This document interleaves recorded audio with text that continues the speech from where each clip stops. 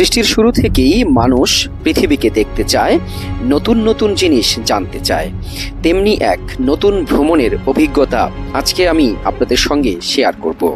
যুক্তরাষ্ট্রের new York শহর থেকে বাসে করে যাব কানাডার টরন্টো শহরে।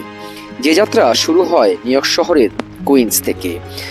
আমার চাচার গাড়িতে করে আমি যাচ্ছি জর্জ ওয়াশিংটন ব্রিজের সন্নিকটে, যেই ব্রিজটি আলাদা করেছে যুক্তরাষ্ট্রের নিউ ইয়র্ক শহর ও নিউ জার্সিকে। বাস স্ট্যান্ডে দাঁড়িয়ে কিছুক্ষণ অপেক্ষা করছিলাম কাঙ্ক্ষিত সেই বাসের জন্য। দেখা মিলল বাসের। সময় যেটি বলা ছিল রাত 8টা, তার ঠিক 10 মিনিটের মধ্যেই চলে আসলো গ্রেহাউল্ডের এই গাড়িটি, যে গাড়িতে করে আমি রওনা করলাম নিউ ইয়র্ক সিটির উদ্দেশ্যে। জর্জ ওয়াশিংটন ব্রিজ থেকে রাতের নিউ ইয়র্ক সিটি দেখতে দারুণ লাগছিল। বাসে করে সবাই মিলে যাচ্ছি টরন্টোর দিকে, তবে মাঝখানে ট্রানজিট রয়েছে, সেটি দেয়া হলো নিউ জার্সিতে এসে।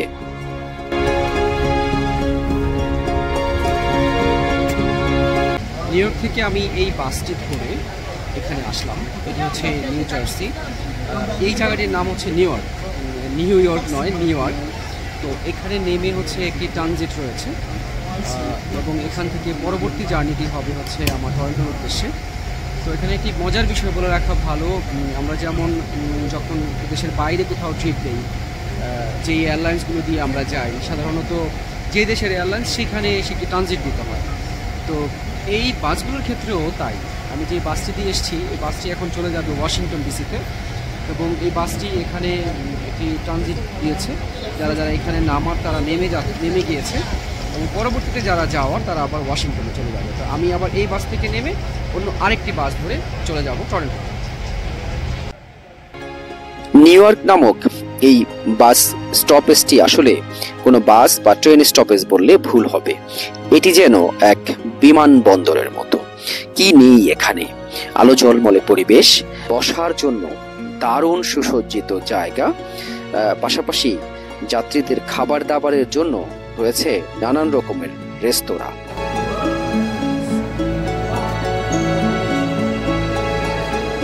অপেক্ষা করতে করতে আসছে কয়েকটি ট্রেন ও বাস।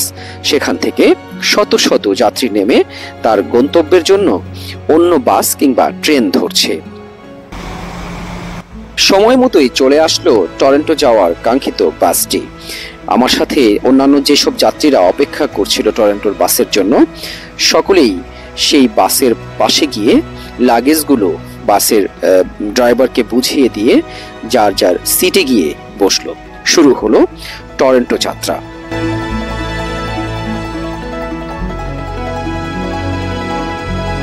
মাঝখানে নিউ জার্সি এলাকা যখন পার হচ্ছিলাম, আলো ঝলমলে নিউ জার্সি দেখতে দারুণ লাগছিল। বাফেলোতে এসে দেয়া হলো ছোট্ট একটি বিরতি। এই সুযোগে পরিবর্তন হয়ে গেল বাস। কত দারুণ ভাবে যে পরিবর্তন হলো তা না দেখলে বোঝার উপায় নেই। ড্রাইভার আসলো এবং আমাদেরকে বলল যে আপনাদের লাগেজগুলো জাস্ট ওই বাসে তুলে দিন। কেউ চাইলে ফ্রেশ হতে পারেন, কেউ চাইলে অল্প কিছু খেয়ে নিতে পারেন। 15 মিনিটের মতো বিরতি। এবং পাশাপাশি যার যার কাছে পাসপোর্ট রয়েছে, অর্থাৎ যারা ইউএস এর বাইরে থেকে এসছেন, তাদের পাসপোর্টগুলো এক ঝলক দেখে নিলেন ড্রাইভার সাহেব।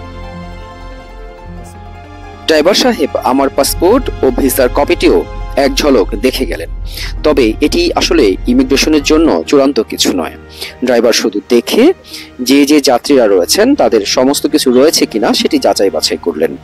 অবশেষে চলে আসলাম কানাডার ইমিগ্রেশন এলাকায়, যেখানে এসে ড্রাইভার সাহেব বললেন যার যেই ব্যাগেজ রয়েছে সেগুলো সংগ্রহ করে ইমিগ্রেশনের লাইনে দাঁড়াতে। কথা অনুযায়ী লাইনে দাঁড়ালাম আমরা সকলেই। মাত্র 10 থেকে 15 মিনিটের মধ্যেই সকল যাত্রীর ইমিগ্রেশন শেষ। প্রবেশ করলাম কানাডাতে। প্রথমবারের মতো কানাডায় পা রাখতে পেরে দারুণ উচ্ছ্বসিত আমি। তবে বৃষ্টির জন্য সকালের সৌন্দর্য ক্যামেরায় ধারণ করতে অনেক ক্ষেত্রেই ব্যর্থ হলাম। বাস চলছে, এখন কানাডার ভিতরে চলে এসেছি এবং সকালে বৃষ্টি হয়েছে হালকা। বৃষ্টি হওয়ার ফলে কানাডার যেহেতু একেবারে সকালে, এখানে এখন বৃষ্টি হওয়ার পরে কিন্তু এখানকার রাস্তাঘাট, গাছপালা দারুণ দেখাচ্ছে, দারুণ, এক কথায় অসাধারণ। বৃষ্টি যেন সকালেই রূপের রানী কানাডাকে গহনা পরিয়ে দিয়েছেন। যেদিকে তাকাই মুগ্ধ নয়নে তাকিয়ে থাকতে হয়। তবে আকাশে মেঘের ঘনঘটা থাকায় অনেক ক্ষেত্রেই ক্যামেরার চোখে সেই দৃশ্যগুলো ধারণ করা সম্ভব হয়নি।